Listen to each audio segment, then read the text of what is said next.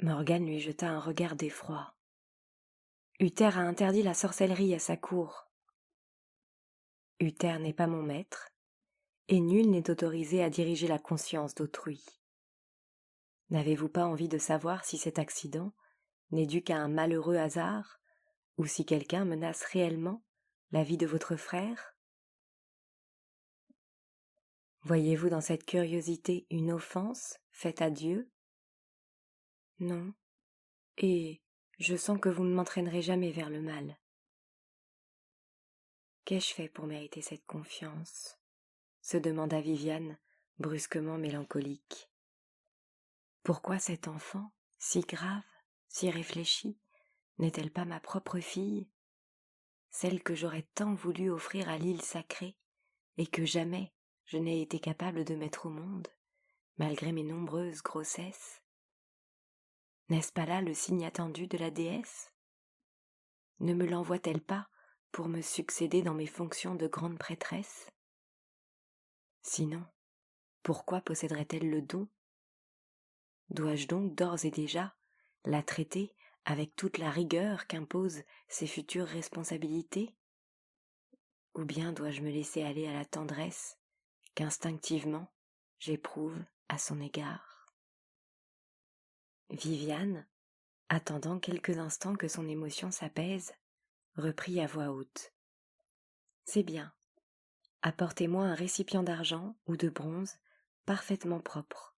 Remplissez-le d'eau fraîche, de l'eau de pluie, et non celle du puits.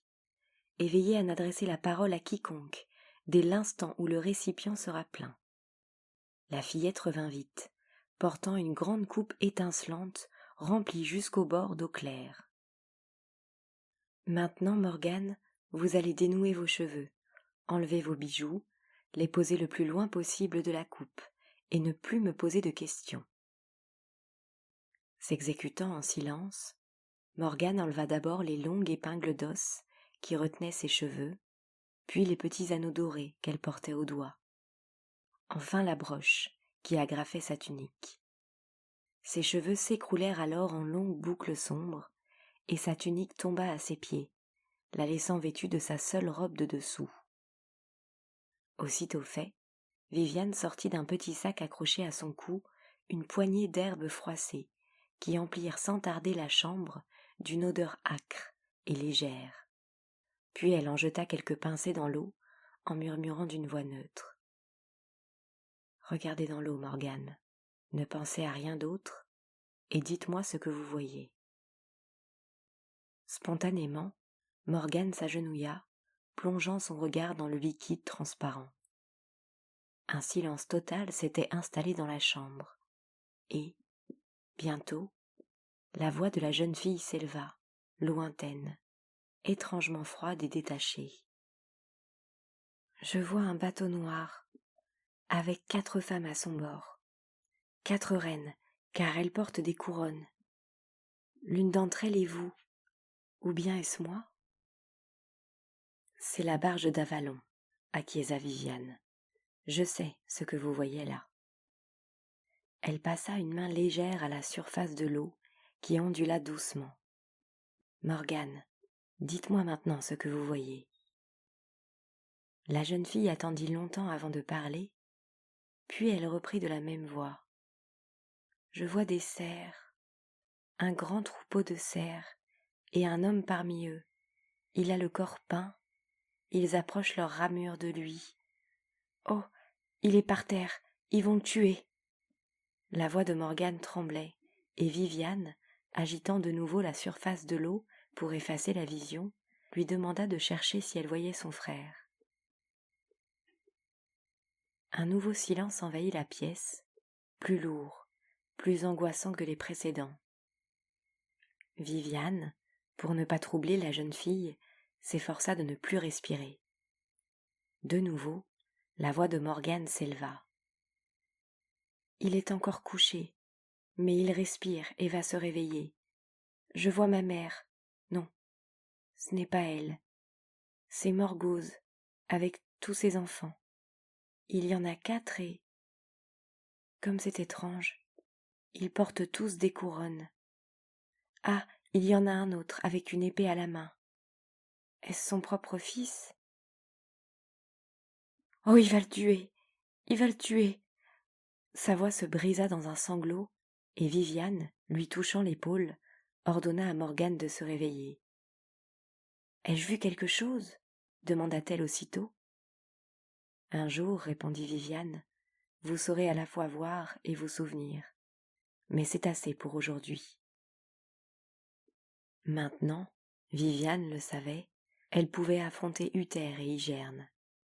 L'hôte des Orcades était un homme honorable qui avait juré de soutenir Uther. Mais si celui-ci mourait sans héritier, Morgause avait déjà mis au monde 2 fils, et probablement en aurait-elle d'autres, puisque Morgane en avait vu 4. Or il était certain que le royaume des Orcades n'était pas suffisamment grand pour 4 princes. Morgause était ambitieuse, nul ne l'ignorait, et si Uther mourait sans héritier, Lot, mari de la sœur de la reine, serait tout désigné pour prendre sa suite. Morgause serait-elle donc capable d'intriguer contre la vie d'un enfant? Cette Morgause qu'elle avait nourrie de son propre lait, élevée comme sa propre fille? Quoi de plus facile, en effet, que d'introduire un espion à la cour d'Uther, avec l'ordre de mettre la vie de l'enfant en danger le plus souvent possible? Certes, il y avait la nourrice, choisie parmi les femmes les plus sûres de la reine. Mais on pouvait aussi la droguer, ou la faire boire plus que de coutume, pour l'amener à relâcher sa vigilance. Et quel cavalier de 6 ans peut rester sur le dos d'un étalon lorsqu'on l'a chassé trousse une jument en chaleur? Tous nos plans pouvaient être détruits en un instant. L'heure du souper venue, Uther se trouvait seul à la haute table, vassaux et serviteurs se serrant autour de la table basse. Lorsqu'il vit entrer Viviane, il se leva et la salua courtoisement. Igerne n'a pas voulu quitter son fils. Elle souhaite être à ses côtés lorsqu'il se réveillera. À propos, vous lui avez, paraît-il, affirmé qu'il ne risquait plus rien? Est-ce bien sage de votre part? Imaginez qu'il meure après cela. Uther avait les traits tirés et semblait très las. Pourtant, remarqua Viviane, il n'avait guère changé depuis le jour de son mariage avec Igerne. Il semblait toujours aussi jeune et ses cheveux étaient toujours aussi blonds. Richement vêtu, à la mode romaine, et rasé comme les Romains, il ne portait pas de couronne, mais autour de ses bras 2 torques d'or. Un lourd collier, également en or, pendait à son cou. « Ne craignez rien, il ne mourra pas, » répliqua-t-elle avec assurance. « J'ai l'expérience des blessures à la tête. Dans 1 ou 2 jours, il galopera de nouveau. » Ah, si seulement je tenais celui qui a libéré la jument. En attendant, je corrigerai comme il convient mon fils, pour avoir désobéi à mes ordres en montant tonnerre. Est-ce vraiment indispensable? Croyez-moi, il a payé assez cher sa désobéissance. Vous devriez plutôt veiller de très près sur lui. On ne peut le surveiller jour et nuit, ni l'attacher aux jupes de sa nourrice. Sans doute avez-vous oublié que je passe le plus clair de mon temps à combattre les hordes venues du Nord. Savez-vous d'ailleurs que ce n'est pas la première fois que nous manquons de le perdre? Oui, Morgane m'a dit. Pour un roi, n'avoir qu'un fils, sans cesse exposé aux caprices du destin, est un perpétuel tourment. Mais je manque à tous mes devoirs, Viviane. Prenez place près de moi, et partagez mon repas. Voyez-vous, j'avais donné à Igerne la permission de vous envoyer chercher, mais vous êtes arrivé avant même que le messager soit parti. Est-il vrai que les sorcières de l'île sacrée peuvent voler? Je le souhaiterais vraiment, sourit Viviane. Ainsi aurais-je évité d'abîmer 2 paires de bottes dans les bourbiers. Hélas, comme tout un chacun, le peuple d'Avalon et Merlin lui-même ne se déplace qu'à pied ou à cheval. Allons, Uther, vous qui portez des serpents à vos poignets, avez mieux à faire que de colporter de semblables balivernes. Un lien du sang existe entre Igerne et moi, et lorsqu'elle a besoin de ma présence, je le pressens. C'est possible, Mais à l'avenir, j'aimerais ne plus jamais entendre parler de toutes ces histoires de sorcellerie, répliqua violemment Uther. Viviane jugea plus opportun de ne pas répondre, préférant porter son attention sur un petit baril de bois où elle prit du beurre, qu'elle entreprit d'étaler calmement sur une tranche de pain de froment. Puis, elle se servit un morceau de mouton salé en même temps qu'Uther, et tous deux mangèrent en silence. Uther le premier reprit la conversation.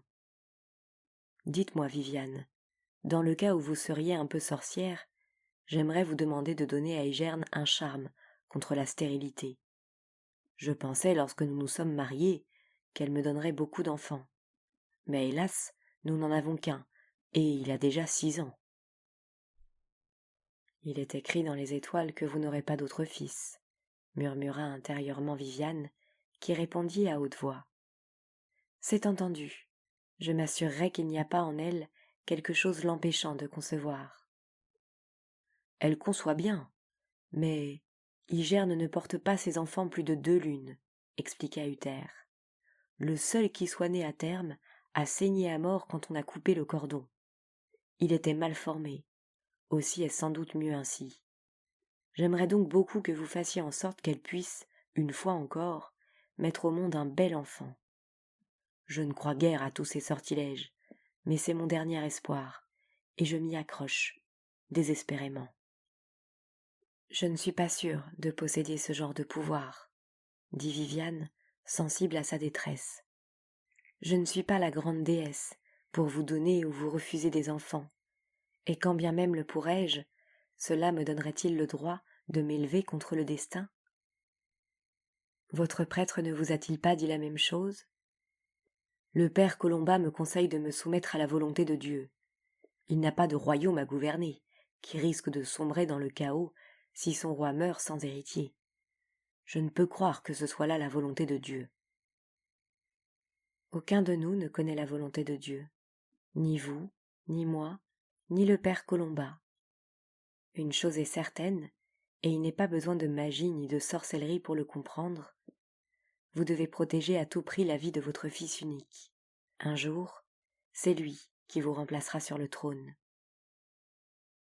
Non, je ne le crois pas.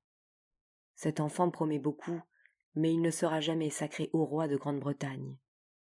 Personne n'ignore en effet qu'il a été conçu alors qu'Ygerne était encore la femme de Gorlois, et qu'il est venu au monde une lune trop tôt pour pouvoir être mon fils. Certes, il était petit et très frêle, comme de nombreux bébés nés avant leur temps. Mais je ne peux pas courir aux 4 coins de mon royaume pour expliquer cette vérité à ceux qui comptent sur leurs doigts. Il sera sans doute duc de Cornouailles, mais je n'ai aucun espoir de le voir me succéder sur le trône. Pourtant il vous ressemble, Uther, et votre cour n'est pas aveugle au point de ne pas le constater. La cour, oui, mais tous ceux qui n'y viennent jamais? Non, Viviane, je dois, comprenez-moi bien, je dois engendrer un héritier au sujet duquel personne n'élèvera la moindre contestation. Cet héritier, ce fils, Ygerne doit me le donner. Je comprends vos raisons, mais vous ne pouvez ni forcer la volonté de Dieu, ni mettre en péril la vie de votre fils. Dans ces conditions, pourquoi ne pas l'envoyer à Tintagel, chez votre plus fidèle vassal? Il l'élèverait comme le duc de Cornouailles, en persuadant chacun que vous n'avez pas l'intention d'en faire un haut roi. Ainsi les complots contre lui cesseraient de même. Non, Viviane, sa vie sera toujours en danger, où qu'il se trouve même à Rome. Alors, Uther, je vous propose une autre solution. Confiez-le-moi, et je l'élèverai à Avalon. Dans l'île sacrée, votre fils apprendra tout ce qu'il doit savoir sur l'histoire de son pays et sur son propre destin. Personne ne sachant où se situe exactement Avalon, il ne courra là-bas aucun danger. Sans doute, répondit Uther sans hésitation. Mais c'est impossible. Mon fils doit être élevé en chrétien. L'Église est toute puissante, et jamais elle n'acceptera un roi qui... Mais vous venez de dire à l'instant que votre fils ne sera jamais haut roi à votre suite, l'interrompit la dame du lac avec impatience. Il est vrai, mais il faut néanmoins envisager cette éventualité au cas où Igerne ne pourrait avoir d'autres enfants, soupira Uther. S'il est élevé parmi les druides, ceux-ci lui enseigneront leur philosophie, leur magie, lui inculqueront leur vision très particulière de l'univers. Et plus tard, les prêtres le traiteront de démon. Sérieusement, Uther, suis-je un démon à vos yeux? Mais non, répondit Uther mal à l'aise, détournant son regard des yeux interrogateurs de Viviane. Non, mais j'ai vu tant de choses sur cette île capables d'horrifier n'importe quel bon chrétien, poursuivit-il, caressant nerveusement les serpents tatoués autour de ses poignets. Je pense, en outre, que lorsque mon fils aura atteint l'âge d'homme, Avalon sera devenue, elle aussi, terre chrétienne, et qu'un roi n'aura plus à se préoccuper de se faire reconnaître par les tribus. Insensé, songea Viviane contenant sa colère. Il ignore que ce ne sont pas ses prêtres et ses évêques qui l'ont placé sur le trône, mais bien Merlin et moi-même. Agissez selon votre conscience, Uther, reprit-elle à voix haute. Mais je vous conseille vivement d'éloigner votre fils, en proclamant bien haut que c'est dans le dessein de le tenir éloigné des flatteries et des facilités de la cour. Faites croire à votre entourage qu'il est parti en Armorique, où il a des cousins, et envoyez-le en réalité chez l'un de vos propres vassaux, l'un des vieux courtisans d'Ambrosius, Urien par exemple, ou Hectorius. Cette séparation sera terrible pour Igerne, soupira Uther. Mais il est vrai qu'un prince doit être élevé en prévision de son destin, et de façon très stricte. Même vous, Viviane, ne saurez jamais où il est parti. Seul un sourire énigmatique sur les lèvres entr'ouvertes de la dame du lac répondit à l'observation du haut roi de Grande-Bretagne. Et, s'il avait possédé le don, il aurait pu entendre les paroles suivantes. « Pensez-vous vraiment pouvoir me cacher la moindre chose, mon pauvre Uther, surtout si je meurs d'envie de savoir ?» Mais, diplomate avant tout, Viviane se contenta de changer de sujet. « J'ai une autre faveur à vous demander, » poursuivit-elle de sa belle voix basse. « Laissez-moi emmener Morgane à Avalon. »« C'est impossible, » répliqua aussitôt Uther d'un ton tranchant. « Je ne vois pour elle que deux solutions. Ou bien elle épousera un homme qui me sera entièrement soumis, ou bien elle entrera dans un couvent pour prendre le voile. Elle n'est pas assez pieuse pour faire une nonne. Je la doterai, et n'importe quel couvent sera heureux de l'accepter. » Une véritable fureur s'empara alors de Viviane, qui lança d'une voix rauque. « Uther, imaginez-vous vraiment pouvoir conserver ce royaume contre la volonté des tribus ? À l'époque où ces serpents ont été tatoués sur votre peau, elles ont juré d'obéir à Pendragon. Si Avalon se détourne de vous, les tribus vous quitteront aussi, et si haut que nous vous ayons placé, Uther, nous ne pourrons empêcher votre chute. » « Est-ce là des menaces ?» interrogea le haut roi sur la défensive. Un long moment, ils se dévisagèrent en silence, semblant se défier. « Dieu que j'aimerais avoir 10 ans de moins, » pensa Viviane.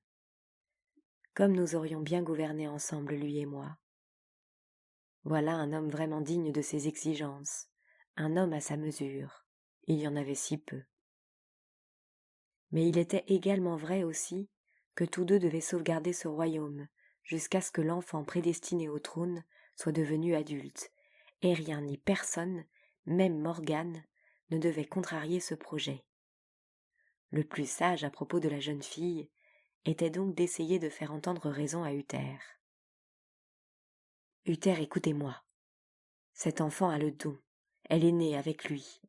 Il la suivra toute sa vie, et en aucune façon elle ne pourra échapper à l'invisible. » « Igerne saura élever sa fille comme une bonne chrétienne, » protesta Uther. « Au pire, Morgane sera enfermée dans un couvent jusqu'à la fin de ses jours. »« Non, Uther, non !» protesta avec véhémence la dame du lac. « Cet enfant est une prêtresse née. Si vous la cloîtrez ainsi, elle deviendra folle. Vous n'avez pas le droit de la condamner à une longue vie de souffrance. Écoutez-moi bien, Uther. J'ai parlé à Morgane, et je suis sûre qu'elle serait capable de se tuer si vous preniez la décision de l'enfermer dans un couvent. » L'argument avait fait mouche. Uther ferma les yeux, comme sous l'effet d'une brusque panique, et Viviane en profita pour pousser son avantage, d'un ton plus convaincant. « Oui, elle est née avec le don. Laissez-la donc s'épanouir au gré de ses talents, en respectant ses goûts profonds. Est-elle donc si heureuse ici, ou si indispensable à votre cour, que vous hésitiez à la faire partir ? » « J'ai pourtant essayé de l'aimer, » expliqua Uther en hochant la tête avec découragement, « par égard pour Igerne. Mais cet enfant est tellement insaisissable. » « Uther, » admit Viviane, « comme moi, comme notre mère, elle n'est faite ni pour les murailles d'un couvent, ni pour les cloches d'une église. Ainsi vais-je devoir arracher à Igerne ses 2 enfants à la fois, murmura pensivement Uther. Igerne elle aussi est prêtresse avant tout, Uther, reprit doucement Viviane, non sans remords devant un tel désarroi. Mais peut-être redoutez-vous la colère de l'homme de Dieu, qui fait office de prêtre dans cette maison. Veillez seulement à ne dire à personne où vous enverrez Morgane. Inventez une histoire de couvent. Expliquez qu'elle doit être élevée loin des amours faciles, des ragots de la cour. Que sais-je ? Quant à Igerne, si elle sait ses enfants heureux et vivant leur destin en toute sécurité, elle sera la première à s'en réjouir, et vous retrouverez à vos côtés la compagne sereine que vous aimez. Avec l'instinct très sûr qui la caractérisait, Viviane comprit qu'elle avait gagné la partie. Uther, en effet, inclina la tête en signe d'assentiment, sans pour autant se départir de son expression douloureuse. « Eh bien, il en sera donc ainsi. L'enfant sera confié à mon plus humble et plus fidèle vassal. Mais comment le lui enverrai-je sans danger ? » ?»« Par des chemins détournés, » répondit la dame du lac avec sa tranquille assurance. « Ou bien en utilisant le même procédé magique que lors de votre arrivée à Tintagel, la veille du retour de Gorlois. Si sur ce point vous ne me faites pas entièrement confiance, j'espère au moins que vous ne mettez pas en doute la compétence de Merlin. » »« C'est entendu. Laissons Merlin s'occuper de mon fils et emmener Morgane à Avalon. » Uther, en prononçant ces dernières paroles, prit sa tête dans ses mains, comme si brusquement le poids de l'existence lui était devenu insupportable. De l'autre côté de la haute table, Viviane resta longtemps songeuse. Devinant les multiples contradictions qui assaillaient soudain l'âme du haut roi, elle comprenait et partageait sa peine. Mais il n'était plus en son pouvoir de changer son destin. Elle se leva donc discrètement et quitta la salle pour rejoindre Igerne.